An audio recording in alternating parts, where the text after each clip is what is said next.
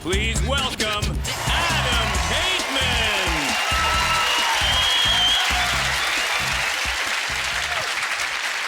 All right. How's it going, guys? You good? Are you happy? Thumbs up? Excellent. I guess before I begin, I'd like to do a little ditty that I wrote for you guys. This is very dear to me. I hope you like it. This is something that is entitled A Cell Phone Set on Vibrate That Somebody Left on an Oak Table. Here we go.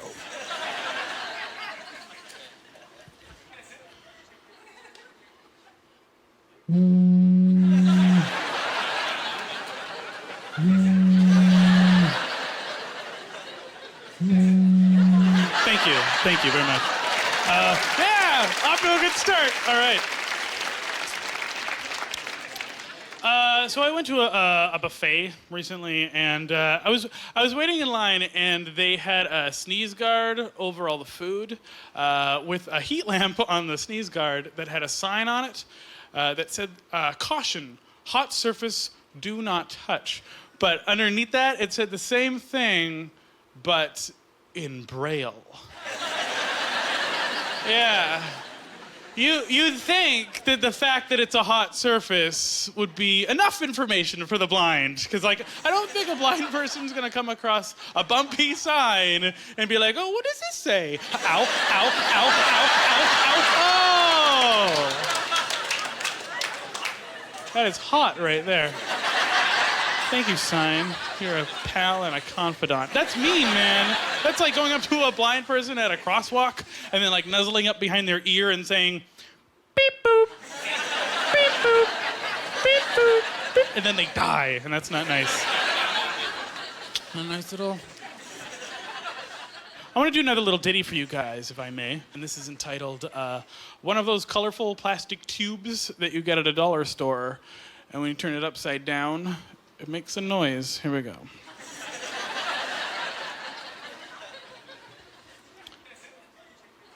Ow.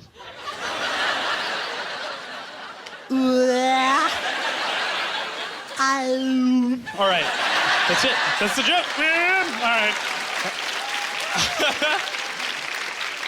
I guess, by a round of applause, how many people here are currently in love right now? Oh, okay. Well, good for you. Good for you. That's an awkward question to ask people usually, because it's like, you gotta check with the person you're sitting next to make sure. You're like, hey. Oh. No. Apparently not. Or else it's like, oh, shit. You know, I guess so. My friend Ivan was asking me, well, how do you know when you're in love? It's a weird question. And for me, love is like lobster. But hear me out, because, with lobster, just like love, you gotta put work into it. You gotta get your hands in there. You gotta, break the shell to get to the meat that's inside there. And there's not a lot of meat that's in there, folks. So you gotta savor every moment. And it's expensive. And when you're done, you're like, that's it? It's never quite enough, And you look around the room and everybody's still eating their lobster and they're so happy, And then sometimes you look on the menu and it'll be really cheap. You're like, how is this so cheap? And then you get it and you're like, oh, that's right, because this isn't even a lobster. That's right, this is something else. This is just a hand job at the back of a Greyhound. And that's not the same thing as love, And some people are allergic to lobster, and they'll go through their whole lives without knowing what lobster tastes like. And maybe they're smiling on the outside, but you know that they're dead inside. And maybe you're like me, where you'll take one bite of your lobster and you'll eat it and you'll be like, this is amazing. I have never been happier. And then you dip the lobster in the butter, and then the lobster is like, you're smothering me. And then it stops returning your text messages, and then it deletes you on Facebook, and then it calls up its friends in the middle of the night to complain about you while it burns a bunch of pictures of you at a costume party 2 years earlier. And the next thing you know, your lobster is gone. And you're back to square one, lying in your bed late at night with a laptop on your chest, and you got a discarded sock in one hand. And you're eating shrimp, you see? And all your friends are like, don't worry, Adam, there's other crustaceans in the sea. And you're like, you don't understand, this was lobster. I'm not gonna go out and have any kind of seafood. I could get crabs. See what I did there?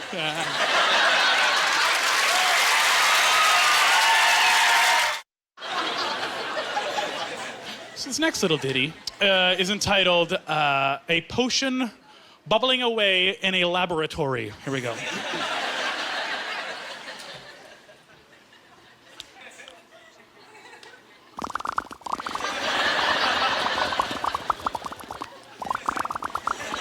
All right, it's a subtle one. Okay, we're good. We're gonna move on.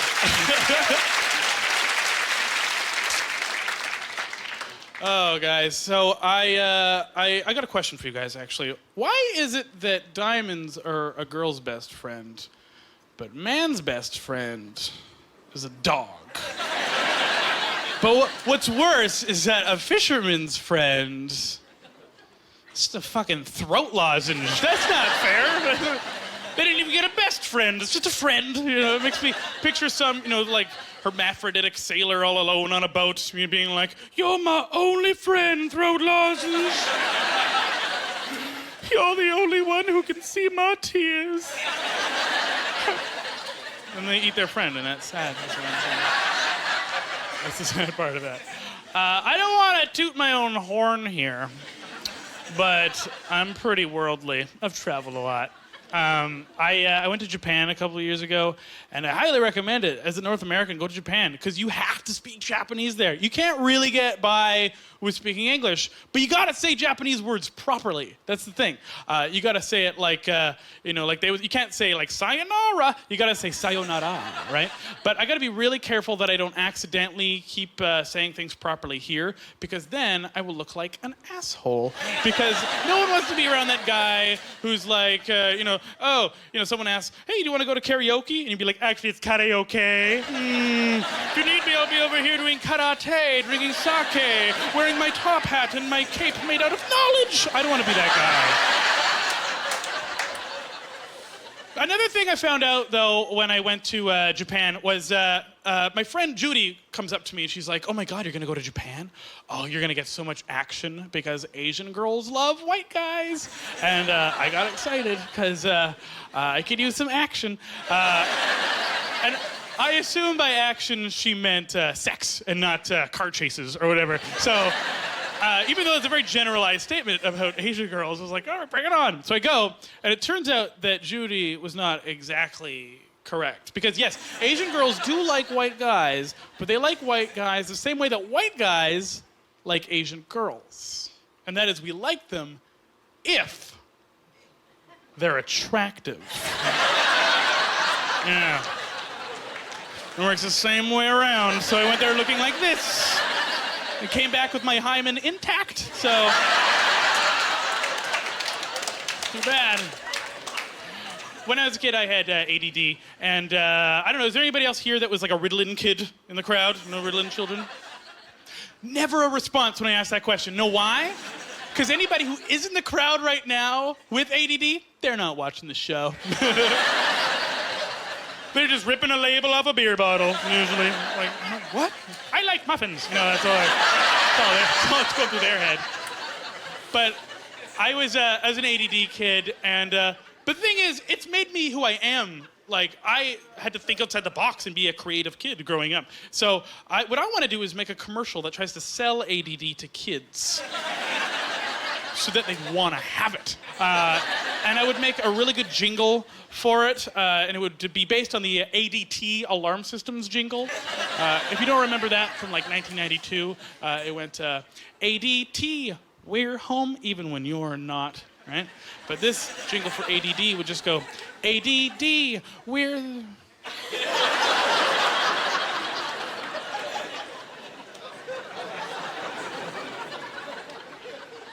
So this next little ditty, this is entitled Soda Pop Being Poured into a Glass. Here we go.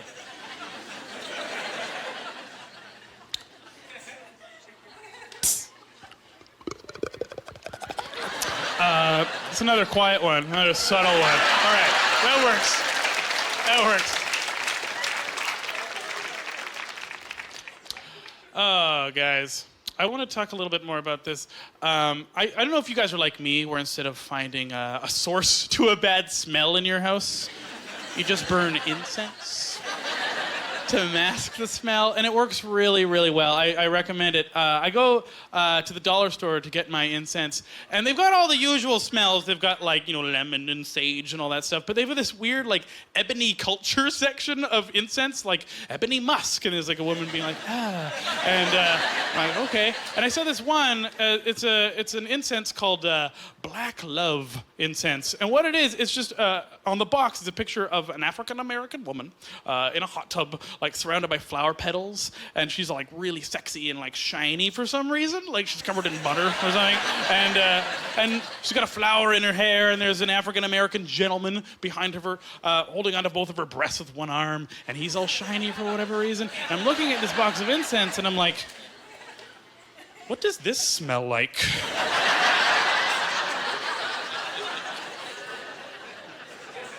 So I bought it, and I took it home, and I burned it, and it'll be goddamned, folks, if it doesn't smell exactly like black people having sex in a hot tub. I couldn't believe it. I was like, how did they get the smell in there? Science is amazing, you know. Because I've had Black Love gelato, and it tastes the same, but this is a different story. Okay, I'm glad you're on board with that one. Okay, good.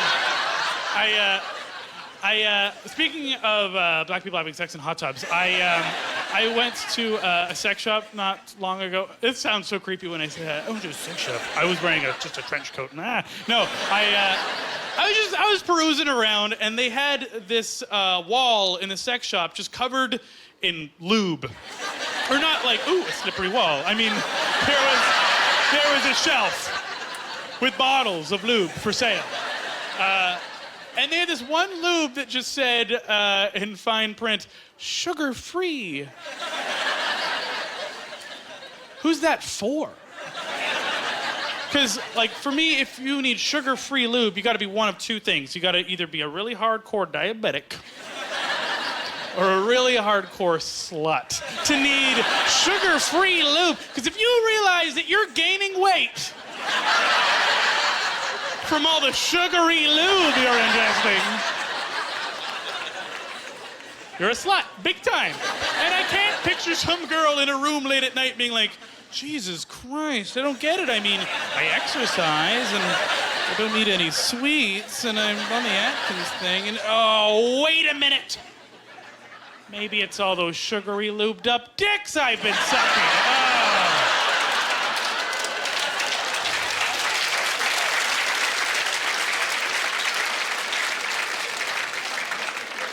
Now, they should really come out with some kind of sugar-free lube. That's ridiculous, man. The thing is, sugar-free or sugary lube insinuates it's flavored. What? The last time I checked, your vagina doesn't have taste buds. So it means it's for your mouth. Your mouth is already lubed up. There's spit inside. If you need to lube up your mouth, drink a glass of water. Don't put stuff in your mouth, because if you have a mouth that dry, you'd better be able to mummify small dead animals in your mouth. You better be able to take a dead baby squirrel, put it in your mouth, and then time-lapse to the future, and then bones and dust and a ghost come out.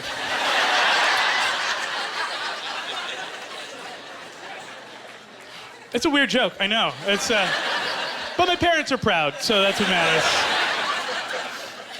I want to do another little ditty for you guys entitled A Campfire Fueled by a Western Red Cedar. Here we go.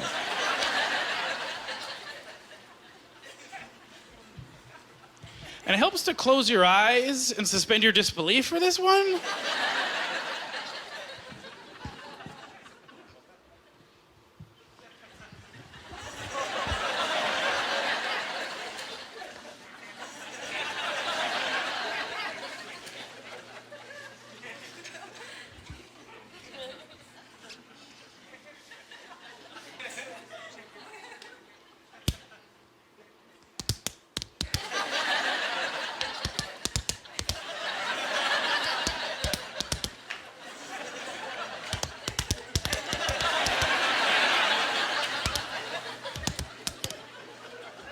So that was Western Red Cedar. Okay.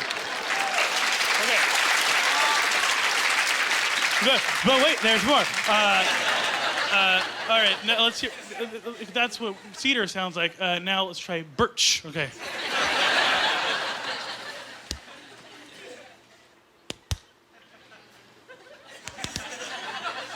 Subtly different. And now hemlock. Okay. Okay.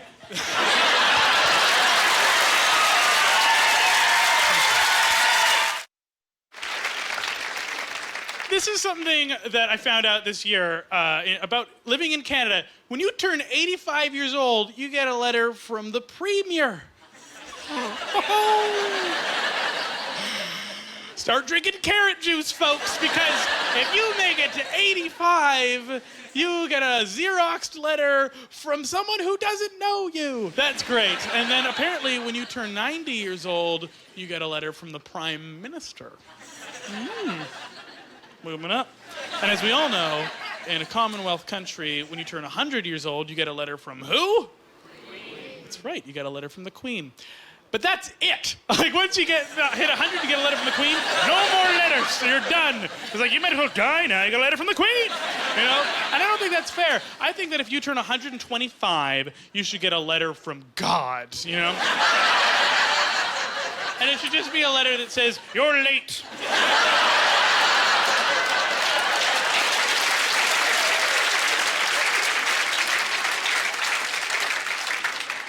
Where have you been? I've been worried sick. Sincerely, the notorious G.O.D. Keep it real, because that's how God writes letters. I found this out, too.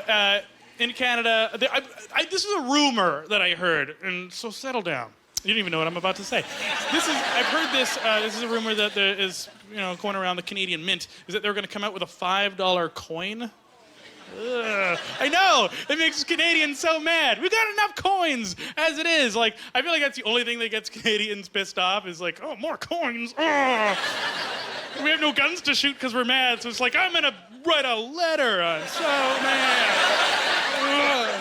I don't know to who, but it's to myself. I am outraged, It's so ridiculous because we have enough coins, agreed? Like, we've got the loonie, that makes sense. There's a loon on it. Haha, cute.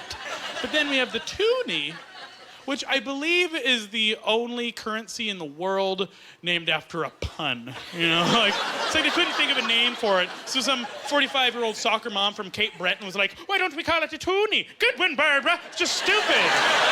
So dumb. Toonie?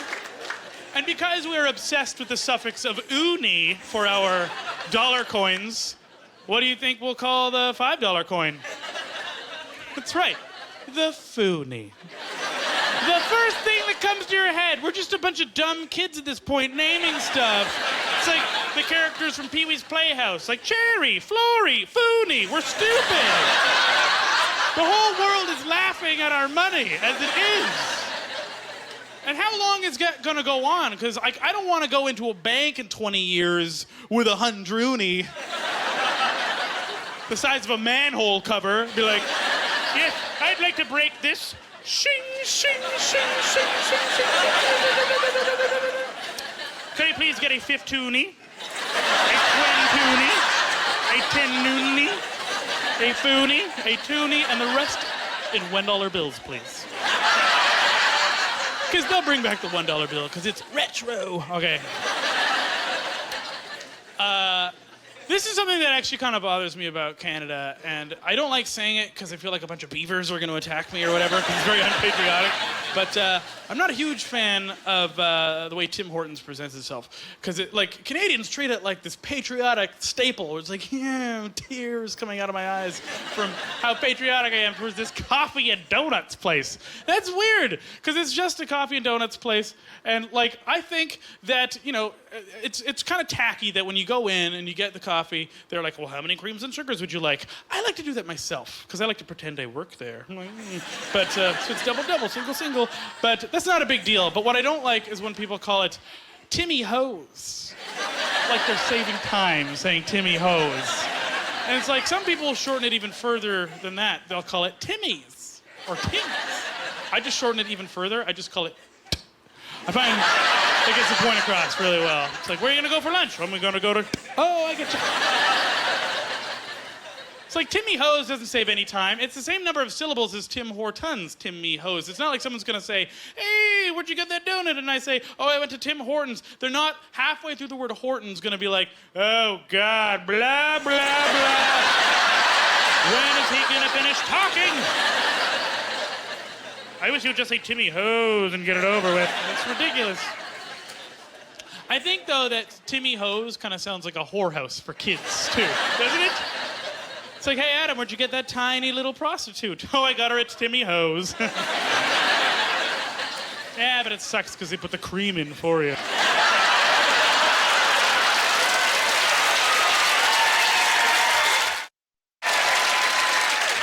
Thanks, guys. Have a great night. Ladies and gentlemen,